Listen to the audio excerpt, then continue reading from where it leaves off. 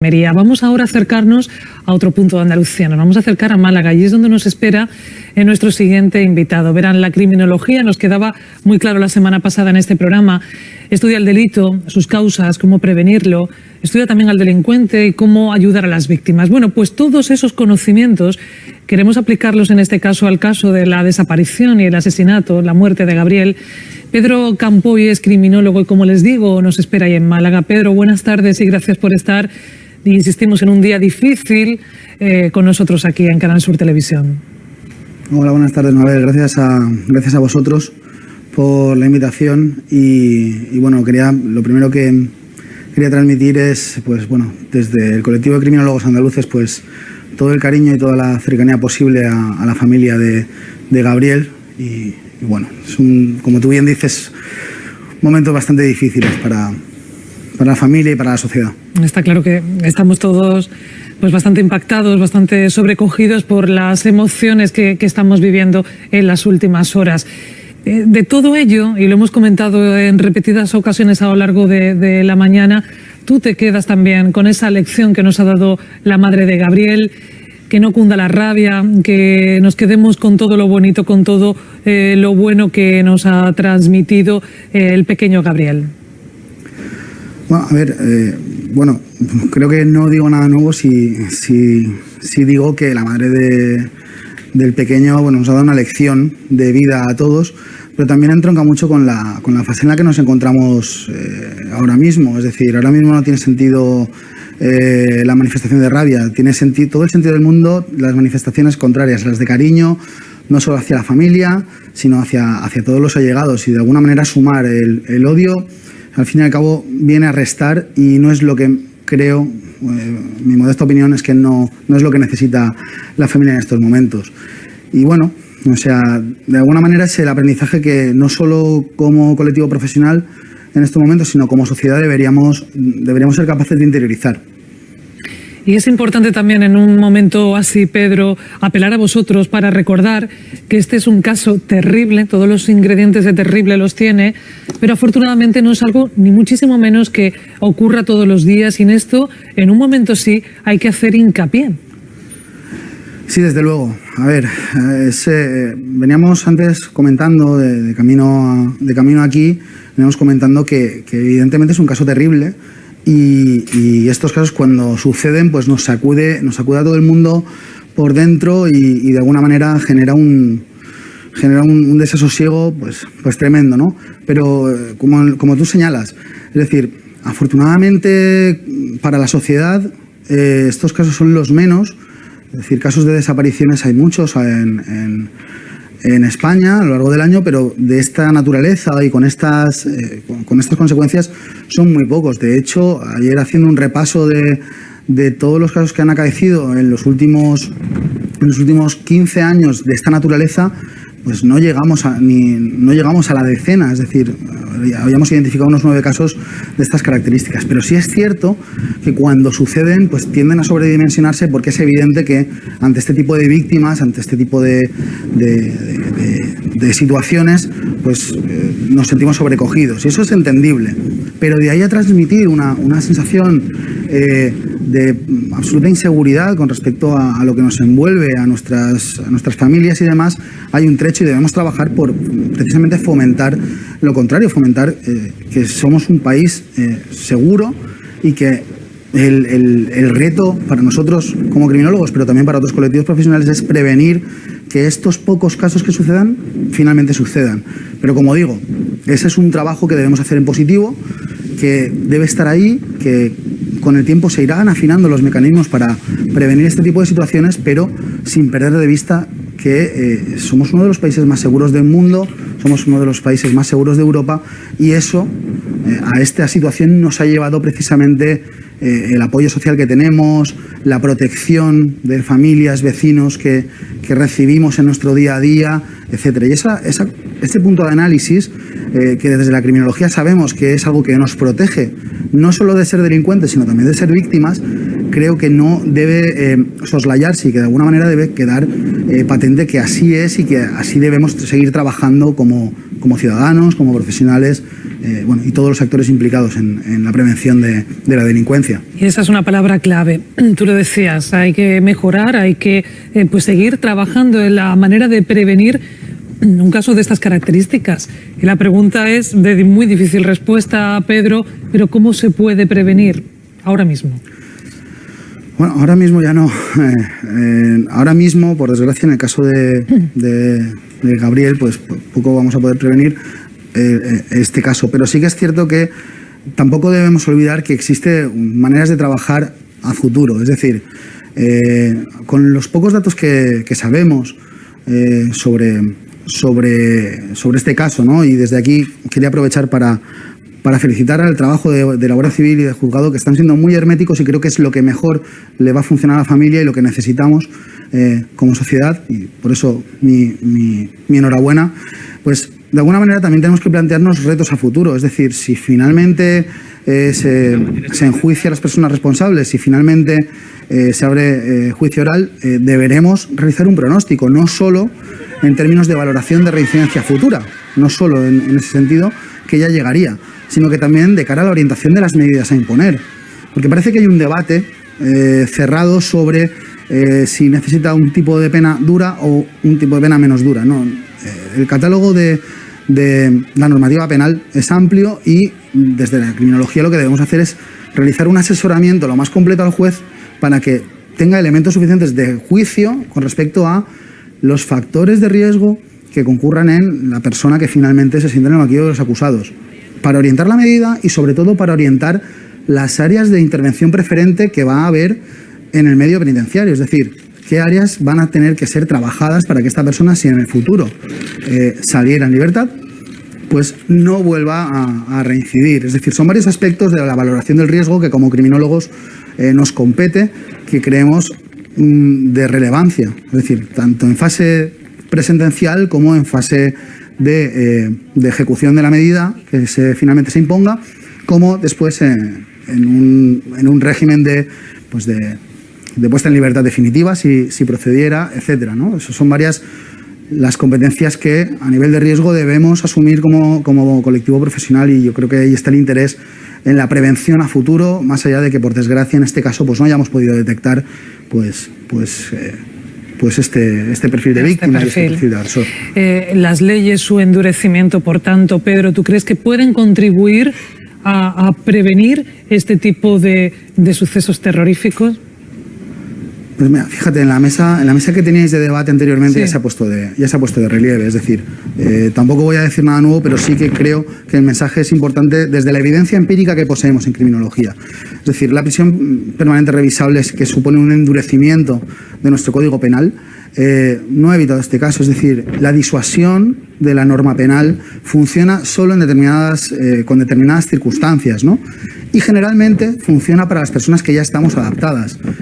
Personas que tienen un perfil determinado de riesgo y que concurren en ella, por tanto, unos factores pues que la conducen de alguna manera a estos actos terribles, no se sienten disuadidas por la mera amenaza de la sanción penal. Es decir, no tendría sentido endurecer las penas si tuviera algún efecto, pero sabemos en criminología que esto no es así. Por otra parte, en España las penas a nivel comparado sabemos que son de las más duras que existen. Sabemos que además el cumplimiento de estas penas se suele dar pues con bastante extensión en relación a la práctica comparada. Y dicho esto, sabemos que lo importante no está en el tiempo de estancia mera en prisión, sino en qué se hace con estas personas en prisión. Y por tanto, identificar las necesidades criminógenas de estas personas, identificar qué factores también las podrían proteger una vez salgan en libertad, creemos mucho más interesante que la mera amenaza de castigo, el mero aumento de las penas de cara a la galería. Y en este sentido, tampoco debemos perder de vista otra cuestión que no es menor. Si tenemos los mecanismos legales para castigar, ¿vale?, pero la finalidad de nuestras penas en nuestra Constitución es la de trabajar en positivo y reinsertar, ¿por qué no volcamos también el conocimiento criminológico dentro de ese cometido para que realmente la pena no solo sea un castigo, sino que sea reparación para las víctimas y reparación también para los delincuentes, que qué duda cabe, pues bueno, dentro del ordenamiento jurídico al que pertenecemos, pues necesitan esa reinserción o están necesitados de esa reintegración a la vida social adaptada. Algo que algunas personas no quieren ni pensar, ¿no? Y es verdad lo que tú dices, que está en nuestra Constitución. Vamos a hablar un poquito de esta mujer, de Ana Julia, con los datos que tenemos, no con una especulación de lo que podría ser, sino desde los datos. ¿Cómo un experto en criminología como tú, Pedro, se puede acercar a una persona que es capaz, y esto sí lo hemos visto, de mantener el tipo de esta manera? Nos lo están contando nuestros compañeros en un interrogatorio de la Guardia Civil, pero por supuesto durante 12 días de búsqueda del niño, y se mantiene aparentemente sin alteración alguna. Bueno, a ver, es una pregunta, pues como tú bien decías, con la ausencia de datos que tenemos, difícil de responder, pero de alguna manera no estaría de más, aunque seguro otros profesionales de las fuerzas y cuerpos de seguridad del Estado, en este caso Guardia Civil, ya lo están trabajando, no estaría de más valorar pues ciertas pruebas de carácter criminológico, como podría ser pues bueno, pues un protocolo de estimación del grado de psicopatía que puede tener una persona, etcétera. Es decir, si finalmente la persona detenida es la responsable de estos hechos, habría que valorar muy mucho, como decía, atender a ciertos indicadores que de alguna manera tienden a identificar un perfil de carácter más psicopático, es decir, la frialdad, la imitación de las emociones que parece ser que ha sucedido, pues nos indicaría de alguna manera hacia dónde virar, ¿no? nuestra atención.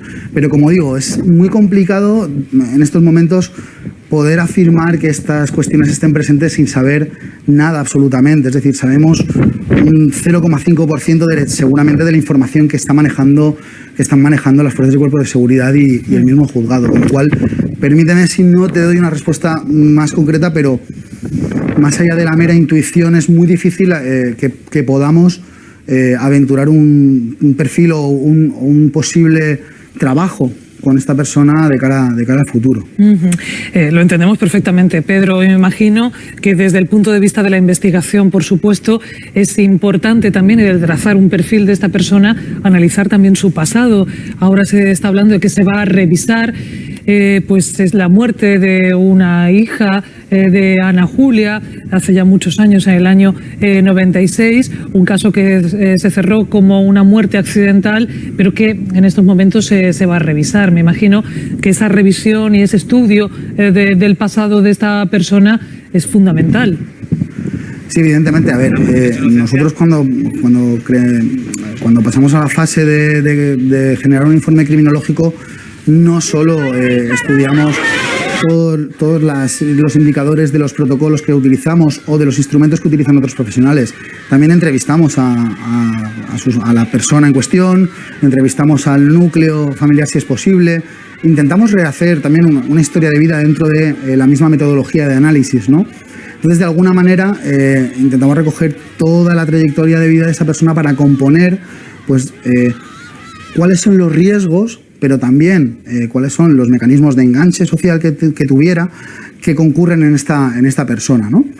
Y a partir de ahí podríamos elaborar pues, este informe, ¿no? Que ayudara pues, no solo al tratamiento, no solo a la toma de decisiones judiciales, sino a comprender de alguna manera, si es que estos casos pues, son difícilmente comprensibles y lo entiendo, pero que nos ayudara a comprender de alguna manera qué puede llevar a una persona a cometer este tipo de hechos pues, tan graves y otros menos graves, por supuesto. Pedro, volviendo un poco a cómo influyen todos estos casos, el desasosiego que crean en la sociedad también, lógicamente, ¿qué es lo que podemos transmitir pues para no caer, digamos, en la psicosis o para no entender, esto nos lleva un poco al principio, que esto es lo habitual en este país? Pues fundamentalmente aquí entran varias cuestiones que no vamos a entrar en ellas, pero sí que me gustaría reseñar dos. Una es vuestro trabajo como medios de comunicación y desde aquí también quería felicitar a vuestro equipo en Canal Sur por el tratamiento tan cuidado que habéis hecho de esta noticia. Pero también entramos, desde el sector profesional, entramos nosotros a la hora de realmente transmitir la realidad de la delincuencia en nuestro país y en nuestra comunidad. ¿Esto quiere decir que no debamos reaccionar emocionalmente ante determinados supuestos? Por supuesto que no. Es decir, hay que entender que ciertas manifestaciones sociales surgen de forma espontánea porque ante hechos graves, como decía, es inevitable que nos sacuda. Pero dicho esto, el trabajo tanto de las administraciones como de los profesionales, de los medios de comunicación, es realmente dar una visión adecuada de lo que es la realidad delictiva. Como insisto, sé que no es lo que se suele sostener, pero así nos lo indican los datos. La delincuencia violenta en España, tan grave y tan violenta, es, digamos, una anécdota en comparación a todo el volumen de delincuencia que existe en nuestro país. Y aún así, el volumen total de la delincuencia nos sitúa dentro de los países más seguros del mundo. Es decir, si trasladamos esta psicosis a la ciudadanía, corremos el riesgo de perder cierto sentido de la eficacia colectiva que poseemos dentro de nuestras sociedades y que nos protege. No solo de ser delincuentes, como decía, sino de ser víctimas. La sociedad, nuestras familias, nuestros vecinos, nuestras comunidades nos protegen también de ser víctima. Generar un estado de psicosis permanente, irreal o artificial, va a hacer que perdamos esos vínculos sociales con la comunidad y de alguna manera nos pone en mayor riesgo que si trabajamos en clave positiva y en el fomento de los lazos que nos unen a nuestros conciudadanos, a nuestras familias, ¿no? En el bien entendido de que cuando suceden estos casos y alguien del entorno está implicado, puede sacudirnos, pero es, como insisto, es una ínfima parte de la fenomenología delictiva que tenemos en nuestro país y por tanto creo que debemos hacer esa labor de fomentar el vínculo social y fomentar la confianza, la eficacia colectiva, antes que generar una psicosis artificial que no se corresponde ni con la realidad de las cifras ni con lo que nos dice la ciencia criminológica de que funciona para protegernos de la delincuencia. Pedro, y además podemos hacer algo importante, y es no transmitir todo esto a los niños, que en este caso son aún más vulnerables que los adultos, y ante un caso así pueden captar informaciones, en fin, tener ya per se miedo, pero que en este caso es importante que los adultos seamos también muy responsables a la hora de transmitir esas sensaciones, ¿no? Sí, evidentemente. A ver, es fundamental que los niños que estén informados, por supuesto, tanto de lo bueno como de lo malo, porque son personas y no van a vivir ajenos a la sociedad, pero también no es menos cierto que es importante que los niños estén desarrollen una vida totalmente normal dentro de sus comunidades. Así como no dejaríamos a nuestros hijos o nuestras hijas, en mi caso, ¿no?, todo el día solos en la playa, tampoco los vamos a meter en un armario bajo llave por este miedo, porque ambas cuestiones serían de alguna manera artificiales. Y de alguna manera el trabajo en positivo con los menores no solo está relacionado con pautas de conducta para prevenir casos de desapariciones y demás, sino que también tiene que ver con confiar en su núcleo cercano, en su familia, en su escuela, en sus vecinos, porque si alguna vez tiene un problema, debe acudir a ellos, no solo a la policía, que por supuesto también, sino a todo su tejido comunitario y de apoyo cercano, que es el que realmente le va a poder ayudar, ¿no? Entonces, es evidente que los niños deben estar informados, pero también deben tener una visión positiva o en positivo del mundo que les rodea, porque es así, porque por fortuna estamos en una sociedad que nos protege. En España tenemos una sociedad que nos protege de la delincuencia en gran medida. Y eso es importante recordarlo. Muchísimas gracias, Pedro Campoy, criminólogo, por haber estado estos minutos con nosotros aquí en Canal Sur Televisión. Gracias a vosotros, Mabel. Gracias, hasta luego. Vamos